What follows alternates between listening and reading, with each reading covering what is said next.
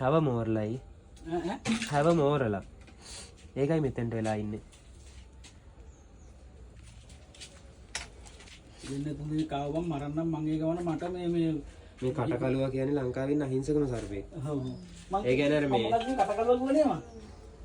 සමහර බලන්න බලන්නෙත් ඇති සර්පෙක්. ඔව්. ඉතින් මල්ලි මම මෙහෙම කළා අත දාලා මේව කරනකොට මේ මොකක් කරන්නේ මෙයා ඔලුව පාත් කරන ඔහේ ඉන්නවද නෑ මෙයාගේ හැව මෝරලා දැන් මේ ඇස් දෙක නිල් පාට ගතියක් පේනව නේද?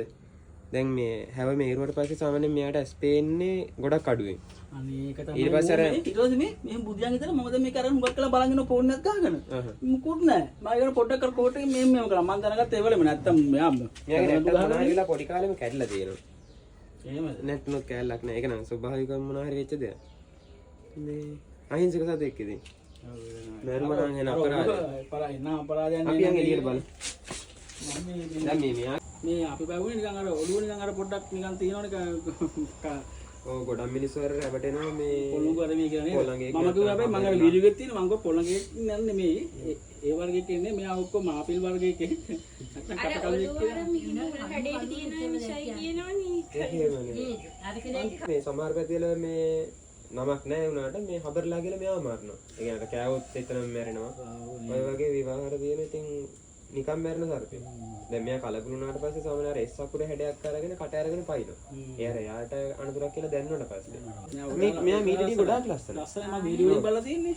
මේ හැව ඇරියට පස්සේ මේ ඔක්කොම මේ කලර්ස් ටික ඔක්කොම මට ඒක තේරුණා මොකද මෙයා දඟලන කිසිම ඇක්ෂන් එකක් නෑ මෙයාගේ. අනේ ඔළුව මෙහෙම කරගෙන ඉන්න ඔහේ. නෑ ඉතින් ඇත්තටම මේ අයි මම ඒක දැන් දවස් ගානක් කොහොම ඉන්නේ මෙයා? ඒ කියන්නේ සමනේ සතියක් වගේ විතර ඉන්නවා.